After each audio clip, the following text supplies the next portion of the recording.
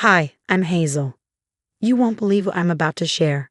I've always been a bookworm, and as a literature professor at the local community college, I've turned that passion into a career.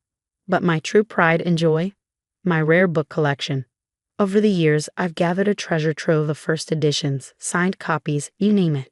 It's worth over $200,000 now. I like to joke with my husband Mark that it's our retirement plan. One evening, I carefully unwrapped a new package. "Honey, come look at this," I called out. "It's a first edition Hemingway." Mark wandered in, smiling. "Another one for the Hazel Thompson Library, huh?" he teased. "You bet. Thanks for always supporting my obsession." He kissed my cheek. "Hey, it makes you happy. And who knows? Maybe it'll pay for Ethan's college someday." Our 18-year-old son, Ethan, sprawled on the couch, buried in his phone. "Mom, Dad, can we talk about college? Tuition's due soon." I glanced at Mark. "Don't worry, sweetie. We've been saving for years. It's all taken care of." Later that week, I met my best friend, Lisa, for coffee. She stirred her latte, giving me a look. "I don't know how you do it, Hazel. Balancing work, family, and that incredible collection."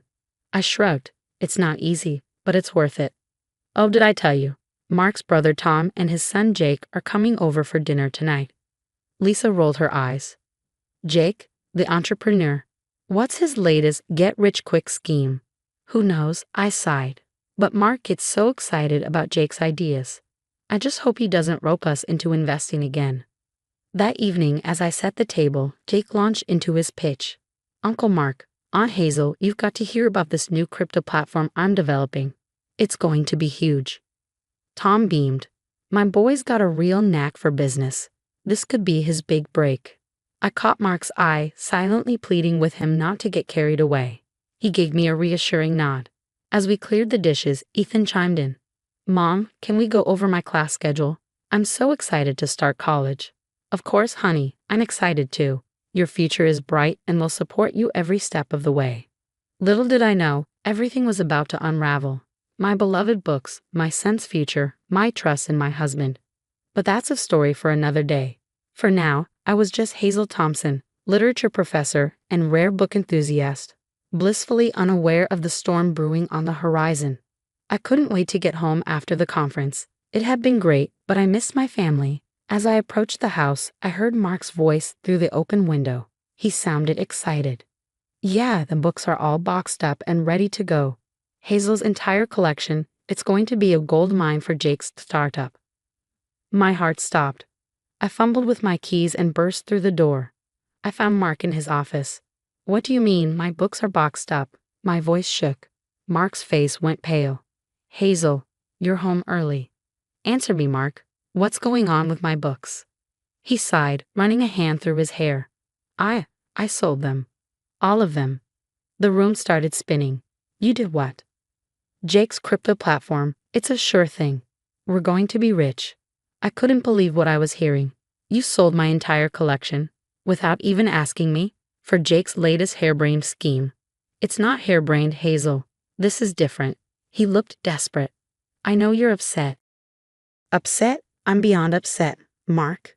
Those books were my life's work," I shouted, my voice cracking with disbelief. Then a horrible thought struck me. "Wait, how much did you invest?" Mark wouldn't meet my eyes. "Well, all of it. And a bit more." A cold wave of panic washed over me. "What do you mean, a bit more, Mark?" He mumbled something I couldn't make out. "Speak up." My voice trembled. He finally blurted it out. "Ethan's college fund, okay? I invested Ethan's college fund too." I felt like I'd been punched in the gut. You use our son's future for Jake's crypto nonsense." "It's not nonsense. It's going to pay off, Hazel. You'll see. We'll make back 10 times what we invested." I was beyond furious. "Get the books back. Now." Mark shook his head, his face pale. "I can't. The sales are final. They've already been shipped to buyers across the country." Just then, Ethan walked in, his face confused. "Mom? Dad? Why are you yelling?" I looked at Mark. "Tell him," I demanded.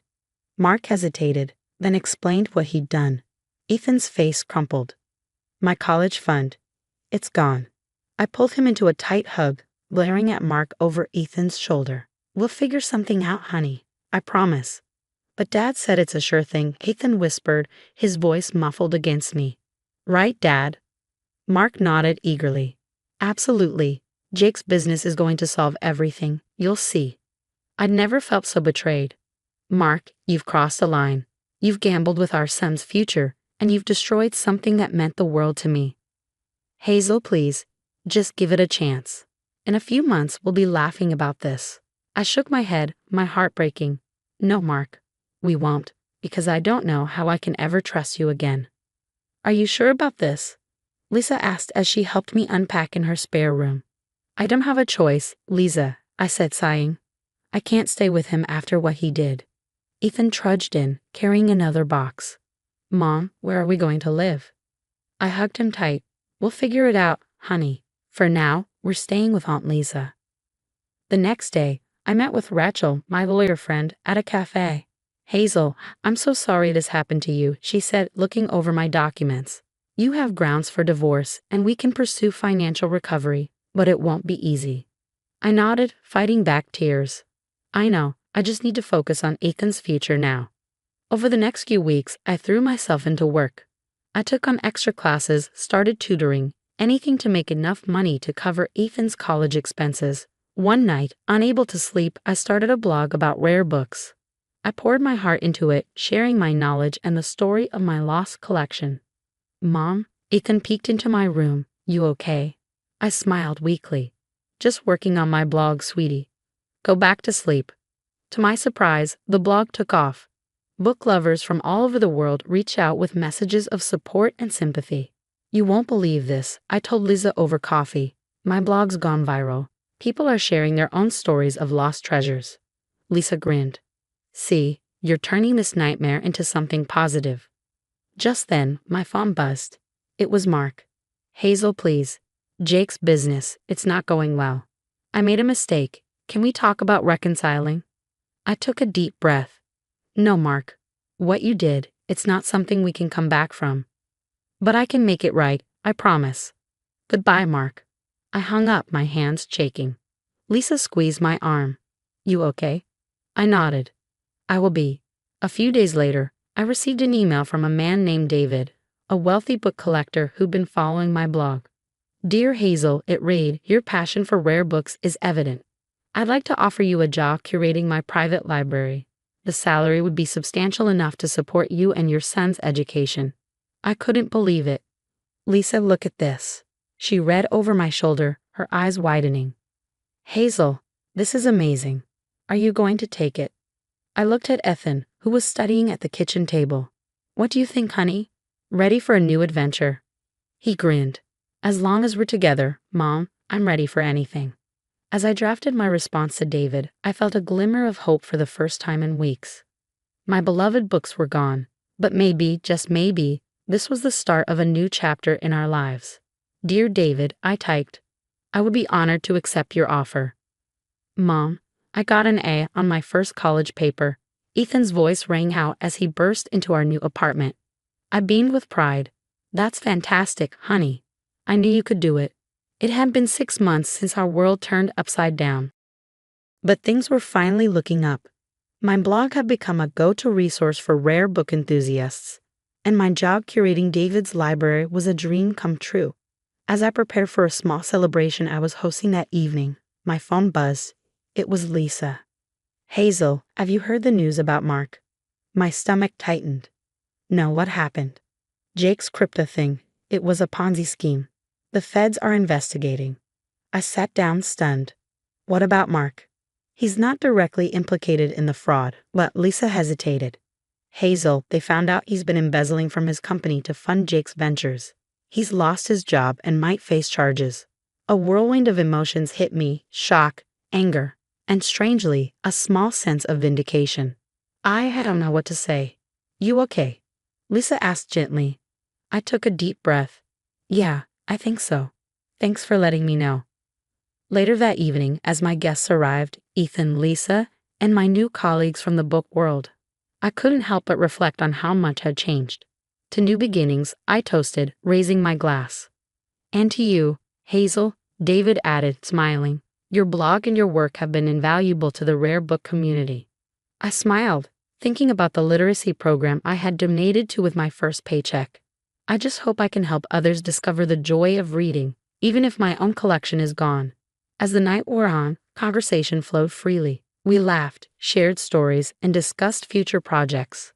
Looking around at the people around me, my son, my best friend, and my new colleagues, I felt a warmth I hadn't experienced in a long time. When the last guest had left, Ethan helped me clean up. "Mom," he said, his face serious, "I'm really proud of you. You know that, right?" Tears pricked my eyes. "Thanks, sweetie. I'm proud of us both." As I got ready for bed that night, I caught my reflection in the mirror. The woman staring back at me was different from the one I'd been 6 months ago. Stronger, more confident. Yes, I'd lost my precious books, but I gained something far more valuable: self-respect, true friends, and a brighter future for myself and my son. The betrayal, painful as it was, had led me down a path of personal and professional growth I might never have discovered otherwise. As I drifted off to sleep, a sense of peace washed over me. Tomorrow was a new day, full of possibilities. For the first time in a long time, I was excited to see what it would bring. The story of Hazel and Mark and their family has come to an end. Now, I have a question for you. If you were in Hazel's shoes, would you ever be able to forgive Mark for selling your prized possessions and gambling away your child's future? Or do you believe some betrayals are simply unforgivable, no matter the circumstances or promises of change? Share your thoughts in the comments below.